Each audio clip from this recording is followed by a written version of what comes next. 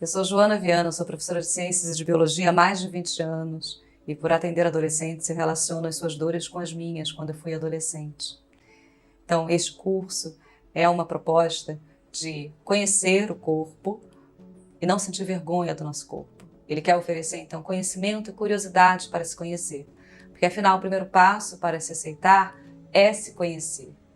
Durante muitos anos, chamamos a nossa vulva de nomes diferentes na escola. Tudo era vagina, o canal vaginal e a vulva. Então é importante diferenciar: a vagina é o canal e a vulva é a parte externa, a parte que acessamos com o nosso toque. Podemos explorar essa parte visualmente, ao olhar para ela com a ajuda de um espelho, pelo tato, pelo toque, e sentindo a textura molhada e seca. E também você pode achar que o olfato também é usado, porque a gente sente um cheiro diferente, principalmente durante a puberdade. Também é possível notar que ao passar o papel higiênico, às vezes ele desliza mais, às vezes desliza menos. Como a nossa boca, às vezes salivamos mais e outras menos. Então a lubrificação e a secreção que podemos observar têm relação com o ciclo menstrual. Há glândulas localizadas próximas do canal vaginal e próximas da uretra, que mantém essa região lubrificada.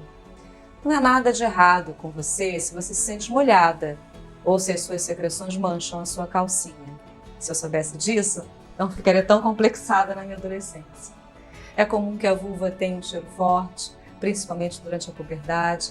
Se você tem um cachorro, você pode observar que ele sente o cheiro da sua vulva.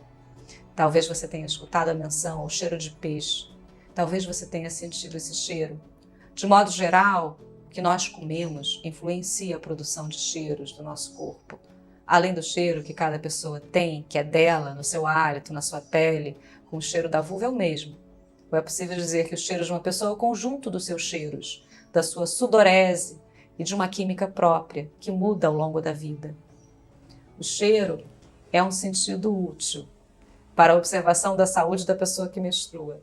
Então, o cheiro de peixe costuma ser um alerta de infecções. Justamente por esse fato de que o cheiro é um sinal importante, devemos senti-lo e perceber quando o cheiro está mais forte e quando não está.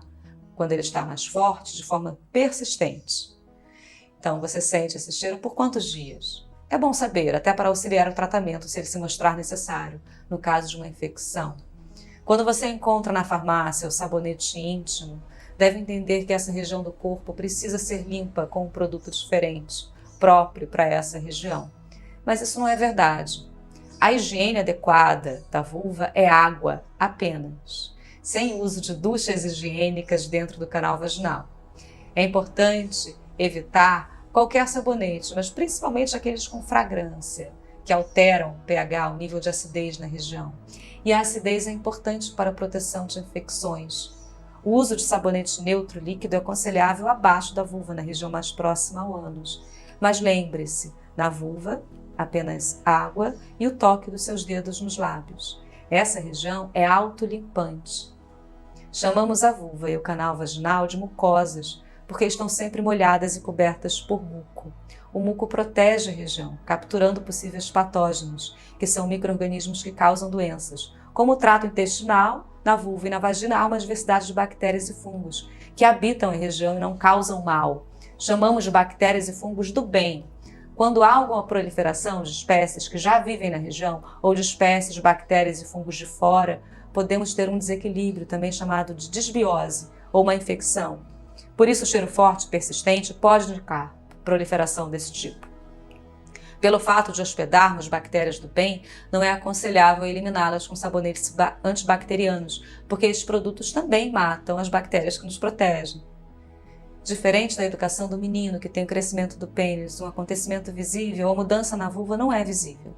Nós não visualizamos a nossa vulva sem a ajuda de um espelho. Além da anatomia do nosso corpo, que esconde a nossa própria vulva de nós mesmas, nós não fomos educadas a reconhecê-la. Há pouco tempo, os livros didáticos passaram a representar a vulva, além da representação do que se chama aparelho genital interno, que é a vagina, o útero e os ovários, e as tubas uterinas.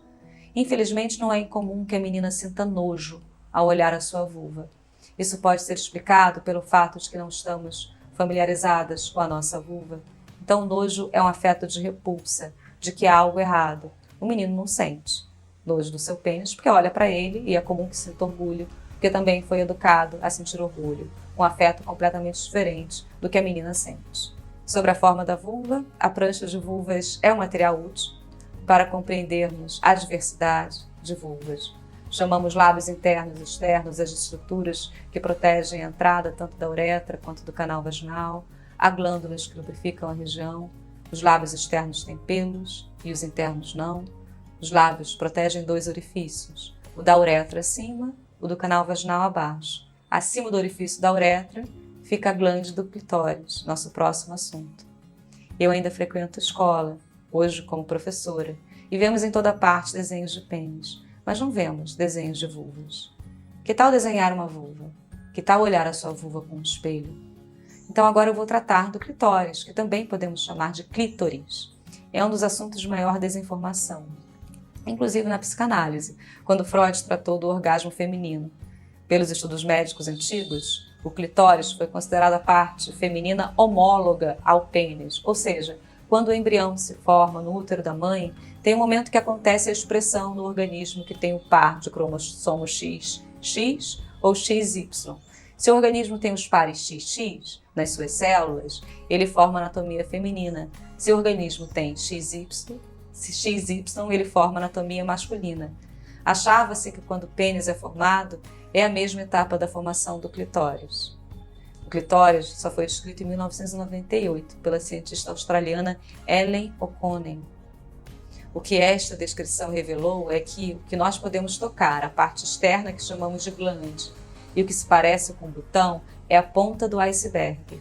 Além da glande, que já foi comparada com o pênis do homem, há o prepúcio, o capuz do clitóris. Há uma parte interna, o corpo cavernoso, muito maior que a parte externa, que abraça o canal vaginal, o corpo cavernoso, e acompanha a vulva no sentido descendente.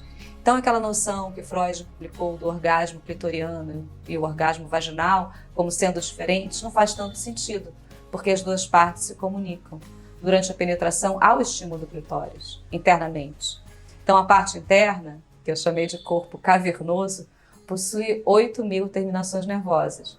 Isso faz com que o estímulo clitoriano seja através do toque, da língua ou da penetração, promova sensações de prazer.